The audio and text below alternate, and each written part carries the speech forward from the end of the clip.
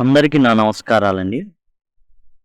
Class 10 English first flight బుక్లో unit 8 the sermon at Benares, Varanasi దగ్గర ఒక వ్యక్తి ఒక ప్రసంగం అయితే ఇవ్వడం జరిగింది. అది సామాన్యమైన ప్రసంగం కాదు, అది ధర్మోపదేశం ఇచ్చిన వ్యక్తి గౌతమ బుద్ధ. ఈ ప్రసంగం అనేది చరిత్రలో చాలా ప్రాముఖ్యతని సంతరించుకుంది. దీనికి సంబంధించి లైన్ టు లైన్ ఎక్స్ప్లెనేషన్ అనేది ఇవ్వడం జరిగింది. అదిగోండి, ప్రతి లైన్ ఎక్స్ప్లెయిన్ చేయబడినటువంటిది మీకు ఇక్కడైతే ప్లేలిస్ట్లో ఇవ్వబడింది. అండ్ యూట్యూబ్లో మీరు సెర్చ్ చేసినా కానీ మీకు కనబడుతుంది. అట్లానే ప్రశ్నలు మరియు సమాధానాలు కూడా ఆ వీడియో కూడా చేయబడింది. ఇప్పుడు సమ్మరీ, సారాంశం అనేది ఆ వీడియో చేయబడుతుంది. మీకు 10th క్లాస్కి సంబంధించిన టోటల్ వీడియోస్ కావాలి అనుకుంటే మీకు ఐ కార్డ్స్ అనేవి వస్తూ ఉంటాయండి. ఐ కార్డ్స్ ద్వారా మీరు యాక్సెస్ చేయొచ్చు. అట్లానే డిస్క్రిప్షన్ ద్వారా కూడా మీరు యాక్సెస్ చేయొచ్చు. ఐ కార్డ్స్ ఇక్కడ మీకు మొబైల్లో చూస్తున్నట్లయితే ఈ విధంగా ఇక్కడ ఐ అనేవి వచ్చేసి ఇలా వస్తాయి, దాని ద్వారా యాక్సెస్ చేయొచ్చు. ఎండ్ స్క్రీన్స్ ఈ విధంగా మీకు వీడియో చివర్లో వస్తాయి. అలా కాకుండా టైటిల్ ఉంటుంది, అది కనుక క్లిక్ చేస్తే మీకు డిస్క్రిప్షన్ ఓపెన్ అవుతుంది. అక్కడి నుంచి కూడా మీరు టోటల్ అన్ని వీడియోస్ మీరు యాక్సెస్ చేయొచ్చు. ఇప్పుడు మనం సర్మన్ అట్ బెనారస్ అనేది చూడబోతున్నాం. గౌతమ బుద్ధుడు, ఈయన మనకి చాలా పరిచయమైన వ్యక్తి చరిత్రలో. క్రీస్తు పూర్వం 6వ శతాబ్దంలో జన్మించినటువంటి గౌతముడు ఇప్పటికీ కూడా మనం 21వ శతాబ్దం కానివ్వండి, అక్కడ కూడా మనం ఈయన ప్రస్తావన అనేది రావడం జరుగుతుంది. కారణం ఏంటంటే మనిషి హార్డ్వేరే కాదు, సాఫ్ట్వేర్ ఏదైతే ఉందో అంటే మానసిక పరిస్థితి కూడా సరిగా ఉండాలి. కానీ ఎంత బాగున్నా కానీ మానసిక పరిస్థితి అనేది చాలా భయంకరంగా ఉంటుంది. చిన్న చిన్న కష్టాలకే తట్టుకోలేక విపరీతమైన నాశనాన్ని కొని తెచ్చుకుంటాడు మానవుడు. అలాంటి వ్యక్తిని సరైన మార్గంలో నడిపించడానికి ప్రవక్తల జననం అయితే జరిగింది. అప్పటిదాకా ఉన్నటువంటి మానవాళిని ఏవైతే ప్రశ్నలు సంధిస్తున్నాయో ఆ ప్రశ్నలన్నింటినీ కొంతమంది వ్యక్తులు దాటవేసి జీవితాన్ని దాటవేస్తే కొంతమంది వాటిని ఎదుర్కొన్నారు. అటువంటి వ్యక్తి సిద్ధార్థ గౌతముడు అన్నమాట. ఈయన జన్మించేటప్పుడు ఒక కళ వస్తుంది. ఆ కళ ఎవరికైతే సాధువులకి చెప్పినప్పుడు రాజుగారు పిలిపిస్తారు. సాధువులు వచ్చి చెప్పడం ఏం చెప్తారంటే, ఈ వ్యక్తి మీకు పుట్టిన మహజ్జాతకుడు, ఇతను మామూలు వ్యక్తిత్వం లేదు ఇతనికి, ఇతను ప్రపంచంలోనే గొప్ప రాజైనా అవుతాడు లేదా గొప్ప సన్యాసి అయినా అవుతాడు అనేసి చెప్పి వెళ్ళిపోవడం జరుగుతుంది. అయితే రాజుగారికి మహా గొప్ప రాజు ఉన్న కొడుకు కావాలి కానీ గొప్ప సన్యాసి ఉన్న కొడుకు అవసరంలా. కాబట్టి అతను ఏం చేస్తాడంటే, రాజుగారు తన కుమారుడికి కష్టం అనేది తెలియకుండా, వ్యాధి బాధలు అనేవి తెలియకుండా, ఎలాంటి బాధ అనేది తన చుట్టూ లేకుండా పెంచడం జరుగుతుంది. చాలా చాలా జాగ్రత్తగా పెంచడం జరుగుతుంది సిద్ధార్థ గౌతముని. 563 క్రీస్తు పూర్వం 563లో జన్మించడం జరిగింది. 483లో మరణించడం అయితే జరిగింది క్రీస్తు పూర్వం. ఈయన నార్థన్ ఇండియాలో ఒక రాజుగారికి పుట్టినటువంటి అబ్బాయి అన్నమాట. ఇక చదువు విషయమై 12 ఏళ్లకి ఇతన్ని ఏం చేశారంటే ఆశ్రమానికి పంపించడం అయితే జరుగుతుంది. అండ్ హిందూ మత గ్రంథాలు అతను చదవడం జరుగుతుంది. 4 ఏళ్ల పాటు ఆ విధంగా చదువుకున్న తర్వాత 16 ఏళ్ల వయసులో ఆయన మరలా రాజప్రాసాదానికి రావడం అయితే జరుగుతుంది. అప్పుడు ఏం చేస్తారంటే వీళ్ళు వివాహం అనేది జరిగించడం జరుగుతుంది. ఒక అందమైన యువరాన్ని చూసి పెళ్లి చేయడం జరుగుతుంది. అండ్ రాయల్ లైఫ్ అనేది అనుభవిస్తాను. ఒక కష్టం అనేది లేకుండా చాలా రాయల్గా, కాలు అడుగు కింద పెడితే పూలే జల్లేవాళ్ళు, అతనికి నొప్పి తగలకూడదు. ఎందుకంటే ఒక మాంక్ లాగా, ఒక సన్యాసిలాగా అవ్వాలంటే ఏందో చెప్పండి.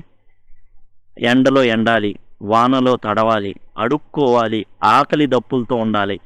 ఆకలి అనేది తెలియకుండా, అసలు ఎట్లాంటి ఇబ్బంది కలగకుండా పెంచడం అయితే జరుగుతుందన్నమాట. చాలా సుకుమారంగా, ఎలాంటి ఇబ్బంది లేకుండా. ఎందుకంటే కంప్లీట్ ఆపోజిట్ వేలో పెంచారనుకోండి, దానికి అలవాటు పడిపోతాడు, సుఖాలకు అలవాటు పడిపోతాడు. కాబట్టి గొప్ప రాజు అవుతాడు అనేది తండ్రి యొక్క అభిలాష. ఆ విధంగా పెంచడం అయితే జరిగింది. ఆ విధంగా 10 ఏళ్ల పాటు చాలా రాయల్ లైఫ్‌ని తర్వాత పెళ్ళైన తర్వాత 25 ఏళ్ల దాకా ఒక గొప్ప రాయల్ లైఫ్ అంతకుముందు అనుభవించాడు. ఇప్పుడు అనుభవిస్తున్నాడు. అయితే 25 ఏళ్ల వయసు వచ్చిన తర్వాత ఒక టర్నింగ్ పాయింట్ జరుగుతుంది సిద్ధార్థ గౌతముడి యొక్క జీవితంలో. అదేంటంటే తాను ఒకసారి వేటకెళ్ళాలనే వాంఛ కలుగుతుంది. వెలిగిన వేట 25 ఏళ్ళు వచ్చేసినాయి. ఇక రాజుగారికి ఓకే. ఇతను ఇక రాచరికంలోనే ఉండిపోతాడు. ఏమాత్రం కూడా సన్యాసం వైపు వెళ్ళడం అనేది ఏమాత్రం జరగదు. ఇతనిక రాచరికానికి అలవాటు పడిపోయాడు అన్న సందర్భంలో సరే ఇతను ఏం చేస్తాడు అంటే 25 ఏళ్ళప్పుడు వేటాడాలనే వాంఛ కలుగుతుంది. కలిగినప్పుడు ఏం చేస్తాడంటే నేను ఇలా వేటకి వెళ్తున్నాను అనేసి బయలుదేరడం జరుగుతుంది. బయలుదేరే మార్గంలో ఇతనికి ఒక రోగి కనబడతాడండి ఫస్ట్. తర్వాత ముసలోడైపోయిన వ్యక్తి కనబడతాడు. ఆ తర్వాత చనిపోయిన వ్యక్తి ఊరేగింపు జరుగుతూ ఉంటుంది. ఈ శవాన్ని ఊరేగిస్తూ ఉంటారు. ఆ తర్వాత అడుక్కునేటటువంటి సన్యాసి అనేవాడు కనబడతాడు. ఇలా టోటల్గా ఈ చూసినప్పుడు ఒక్కసారిగా మనసు చలించిపోతుంది. జీవితం అంటే ఇంతేనా? మనిషి రోగగ్రస్తుడవుతాడా? అరే నాకింతవరకు తెలియదే, రోగమే రాకుండా పెంచారే, ముసలోడైపోతాడా? అంటే మనిషి ముసలోడైపోతాడా? ఇలానే ఉండనా నేను? అలానే మరణానికి గురవుతాడా? మరి ఈ వ్యక్తి ఎవరు? ఏం చేస్తున్నాడు ఈ వ్యక్తి? అడుక్కుంటున్నాడు అనేసి 1,00,000 ప్రశ్నలు ఒకేసారి తన మెదడుని తొలవడం మొదలుపెట్టినాయి. ఇక ఏంటి ప్రశ్నలకి సమాధానం కావాలి. అసలు ఏంటిది నా జీవితం? నేను ఇప్పటిదాకా ఒకలాగా అనుకుంటుంటే ఇప్పుడేంది చాలా డిఫరెంట్గా ఉంది. ఏది కూడా తనని బాధ పెట్టేటటువంటి లేదా ఈ జీవితం వ్యర్థం మాయ అనేటటువంటి ఏదైతే ఉందో దాని జోలికి వెళ్ళనీయకుండా పెంచడం అనేది జరిగింది సిద్ధార్థ గౌతముని. ఎప్పుడైతే ఈ వ్యక్తులందరినీ చూశాడో ఒకేసారి 1,00,000 ప్రశ్నలు వచ్చినాయి. ఆ ప్రశ్నలకి సమాధానాల వేట జరిగింది. నిజంగానే వేటాడడానికి బయలుదేరాడు. అయితే మనం అనుకుంటున్నట్టు ఏ జంతువునో కాదు, తనని వేధించే కొన్ని ప్రశ్నల్ని వేట మొదలుపెట్టాడు. ఎంతమందిని అడిగినప్పటికీ కూడా 7 ఏళ్ల పాటు తిరుగుతాడు. 7 ఏళ్ల పాటు తాను ఎంతో శ్రమిస్తాడు. ఎక్కడ సమాధానం తనకి దొరకదు. ఒకరిని అడిగితే అంతా మాయ, అంతా ఇది, దాని సమాధానాలు దొరకవు. అతను దేనికి కూడా సాటిస్ఫై అవ్వడు. ఇక లాభం లేదు, నాకు ఈ ప్రశ్నలకి సమాధానం లేకుండా నేను ఏమాత్రం కూడా నా రాజప్రసాదానికి వెళ్ళడానికి వీల్లేదు, నేను వెళ్ళను అని భీష్మించి కూర్చొని ఏం చేస్తాడంటే 7 ఏళ్ల పాటు ఆ విధంగా తిరగడం జరుగుతుంది. ఆ తర్వాత ఒక రావి చెట్టు కింద కూర్చుంటాడు. కూర్చొని ధ్యానంలో ఉండాలి. నేను ఆ ప్రశ్నలకి సమాధానాన్ని వెతకాలి, వాటిని వేటాడాలి, వెంటాడాలి. ఈ విధంగా ఎట్లయినా సరే ఆ ప్రశ్నలకి నాకు సమాధానం నాలోనే ఉంది, నేను ఎట్లయినా కానీ వెతకాలి అనేసి తీర్మానించుకొని ఏం చేస్తాడంటే ఆ రావి చెట్టు కింద కూర్చుంటాడండి ధ్యానంలో. ఎప్పుడైతే ఆ రావి చెట్టు కింద కూర్చుంటాడో 7 రోజులు పాటు ఆ విధంగానే కూర్చుంటాడు. యాక్చువల్గా నిర్ణయించుకుంటాడు ఈ రావి చెట్టు మీద కింద నుండి నేను కదలకూడదు, నాకు జ్ఞానోదయం అయ్యేంతవరకు అని. అయితే అతనికి 7 రోజుల తర్వాత జ్ఞానోదయం అవ్వడం అయితే జరుగుతుంది. అందుకని ఆ రావి చెట్టుని బోధి చెట్టుగా పిలవడం జరిగింది. ఎందుకంటే అతనికి జ్ఞానోదయం అయింది కాబట్టి, బుద్ధి అనేది వచ్చింది కాబట్టి దాన్ని Bodhi tree and became known as Buddha, అతన్ని బుద్ధుడిగా పేర్కొనడం అనేది జరిగింది. బుద్ధి అనేది వచ్చింది అంటే జ్ఞానం అనేది కలిగింది. అప్పుడు అతను మొదటి ధర్మోపదేశం చేయడం జరుగుతుంది. ఎక్కడ చేస్తాడంటే బెనారస్లో గంగానది ఒడ్డున ఎక్కడైతే ఈ యొక్క స్నానాలు చేస్తూ ఉంటారో పాప ప్రక్షాళన కోసం 3 సార్లు మునిగి ఏదైతే పాప ప్రక్షాళన కోసం మునుగుతూ ఉంటారో అక్కడ ఇతను బెనారస్ అక్కడ ఏం చేశాడంటే ఈ యొక్క మొదటి ధర్మోపదేశం చేయడం జరిగింది. ఏం చేశారు? దేనికి సంబంధించి? Detailing the nature of suffering, total బాధలు అండ్ వాటిని జయించడం ఎట్లా అనే దాని మీద ఆయన మొదటి ధర్మోపదేశం అయితే చేయడం జరిగింది. Enlightened understanding of suffering, the transcend nature of life and path to peace. అందులో ఏం చెప్పాడంటే దుఃఖానికి కారణం, జీవితం ఎలాంటిది అండ్ మనకు మనశ్శాంతి కావాలంటే ఏం చేయాలి, వీటి చెప్పడం అయితే అక్కడ జరిగింది.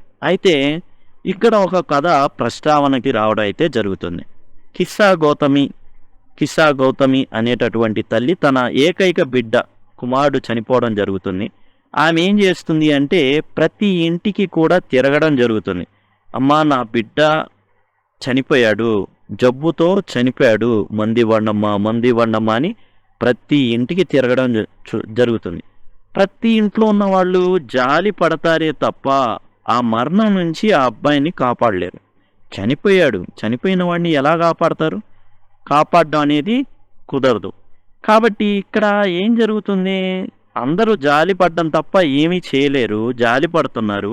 ఒక వ్యక్తి దగ్గరికి వెళ్తే ఆ వ్యక్తి కూడా జాలి పడతాడు. జాలిపడి, అమ్మా, నాకు ఒక వ్యక్తి తెలుసు, ఆ వ్యక్తి నీకు నీ బిడ్డని అప్పజెప్పగలడు, అతని పేరు సాఖ్యముని అయినటువంటి గౌతమ బుద్ధుడు అనేసి చెప్పడం జరుగుతుంది. అడ్రస్ చెప్తే ఆమె వెళ్తుంది. వెళ్ళేసి బుద్ధుడి దగ్గర అడుగుతుంది, అయ్యా, నా బిడ్డని దయచేసి కాపాడండి నా బిడ్డని అనేసి ఆమె అడిగినప్పుడు తాను కూడా జాలి పడతాడు.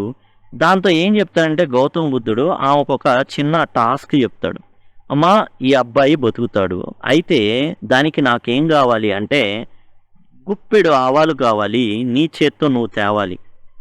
అయితే తెస్తానే అంటే దానికి ఓ షరతు ఉందమ్మా.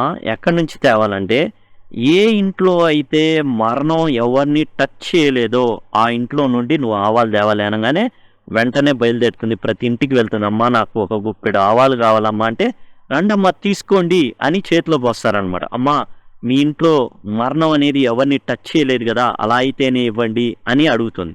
అమ్మా, ఫలానా వ్యక్తి మా ఇంట్లో చనిపోయాడు, వాళ్ళ భర్త చనిపోయాడనో, వాళ్ళ కొడుకు చనిపోయాడనో, వాళ్ళ కూతురు చనిపోయారనో, తల్లి చనిపోయారనో, తండ్రి చనిపోయారనో, ఇలా రకరకాలుగా వాళ్ళు చెప్పడం జరుగుతుంది. ఏ ఇల్లు కూడా మరణం యొక్క టచ్ అనేది లేకుండా, మరణించకుండా ఎవ్వరూ లేరు. ప్రతి ఇంట్లో ఎవరో తల్లో, తండ్రో, భర్తో, భార్యో, కుమారుడో, కూతురో ఎవరో ఒకళ్ళు చనిపోయి ఉన్నారు. కాబట్టి ఈమె ఎంత ఎతికినా, ఏ ఇంటికి వెళ్ళినా కానీ మరణం అనేది టచ్ చేయనటువంటి కుటుంబం లేనే లేదు. అప్పుడు ఆమెకి ఒక చోట కూలబడిపోయి ఆలోచిస్తూ ఉండిద్ది. మరణం అందరినీ టచ్ చేసింది, నా కొడుకుని కూడా టచ్ చేసింది. నేను నా యొక్క బాధలో నేనేమైపోయా, చాలా స్వార్థపర్రాలను అయిపోయా, కామన్ సెన్స్ కోల్పోయా, నా బిడ్డని ఎత్తుకొని నేను పిచ్చిదానిలాగా తిరిగాను. Realisation that death is common to all. జననం పొందిన ప్రతి వారికి మరణం కూడా ఉంటుందనే విషయం అనేది మరిచిపోయింది. నిజాన్ని ఎప్పుడైతే తెలుసుకుందో అది ఆమెని విడుదల చేసింది. You shall know the truth shall set you free. నిజం తెలిస్తే మనం దాని నుంచి ఏదైతే అప్పటి నుంచి మనం బందీగా ఉంటామో విడుదలవుతాం. ఈమెకి నిజం తెలిసింది, నిజం తెలిసేటట్టు చేశాడనమాట గౌతమ బుద్ధుడు. మరణం అనేది అందరికీ సహజం, మరణం అనేది లేకుండా లేదు. అలాంటప్పుడు ఎవరైనా ఎలా కాపాడబడతారు? ఎవరో ఒకళ్ళు మరణిస్తారు. అది ప్రతి ఇంట్లో జరిగేదే. మరణం అందరినీ మింగేస్తుంది, కానీ ఈమె మాత్రం చాలా బాధతో ప్రతి ఇంటికి తిరుగుతుంది. అయితే గౌతమ బుద్ధుడు రాగానే ఒక గుప్పెడు ఆవాలు తెమ్మని చెప్పగానే ఎప్పుడైతే ఆమె ఇంటింటికి వెళ్తుందో ప్రతి ఇంట్లో మరణం అనేది సంభవించి ఉంది. ఇంకా చెప్తాడు, జన్మించిన వాళ్ళకన్నా ఇప్పుడు బతికున్న వాళ్ళకన్నా మరణించిన వాళ్ళు వేల కోట్లలో ఉంటారు. 100 కోట్లు కాదు, 1000 కోట్లలో ఉంటారు మరణించిన వాళ్ళు. కాబట్టి ఏం తెలుస్తుంది అంటే ఆ బుద్ధాస్ టీచింగ్ ఆన్ డెత్ ఏం చెప్పడం, మోర్టాలిటీ ఈజ్ ఇన్ఎవిటబుల్. చావు అనేది తథ్య, ఎవరికైనా ముందో వెనకో. Peace comes from accepting and overcoming grief. ఎప్పుడైతే మనకు మనశ్శాంతి ఎప్పుడు వస్తుంది? శాంతి అంటే దాన్ని అంగీకరించి దాని నుంచి విముక్తిలో అవ్వడం, దానివల్ల మాత్రమే మనకి మనశ్శాంతి అనేది రావడం జరుగుతుంది అనేసి గౌతమ్ బుద్ధ యొక్క ప్రసంగం అయితే ఉంటుందన్నమాట. టోటల్గా ఏంటంటే ఎవరైతే కిస్సా గౌతమి ఆమె రావడం జరుగుతుందో ఆమెకి ఏంటంటే ఈ మరణానికి సంబంధించినటువంటి నిజాన్ని తనకి తెలియజేయడం ద్వారా తాను ఏంటంటే బాధా విముక్తురాలవుతుంది, అంగీకరిస్తుంది. ముందో వెనకో ఎవరో ఒకళ్ళు వెళ్ళిపోవాల్సిందే. కాకపోతే కొంచెం సెల్ఫిష్లో ఈ వేదన ఎక్కువైపోయి తాను పిచ్చిదానిలాగా అటు ఇటు తిరగడం అయితే జరిగింది. ఇదండి సర్మన్ అట్ బెనారస్ ఏదైతే పాఠ్యాంశం ఉందో దానికి సంబంధించిన సారాంశం మీకు ఇక ఒక 5 సెకండ్స్లో మీకు ఎండ్ స్క్రీన్స్ అయితే రావడం జరుగుతుంది. అయితే వాటి ద్వారా మీరు టోటల్ సిలబస్ ఏదైతే యాక్సెస్ చేయొచ్చు, లేదా సింపుల్గా మీరు 10 లింక్ అని గనక కామెంట్ సెక్షన్లో అడిగినట్లయితే దానికి రిప్లైగా నేను ఏవైతే ప్లేలిస్టులు ఉన్నాయో అవి లింక్స్ ప్రొవైడ్ చేయడం జరుగుతుంది. అండ్ దీనికి సంబంధించి కూడా మిగతా ఈ దుఃఖాన్ని జయించడం ఎట్లా అనే టాపిక్స్ ఇంకా కొన్ని ఉన్నాయి. Joy and sorrow by Khalil Gibran, ఆయన ప్రాఫిట్లో చెప్పినటువంటి మాటలు కానివ్వండి, ఠాగూర్ గారు చెప్పినటువంటి మాటలు కానివ్వండి, ఇవి కూడా ఉన్నాయి. ఫర్దర్గా అవి అన్నీ కూడా చూద్దాం. Thank you, thanks a lot.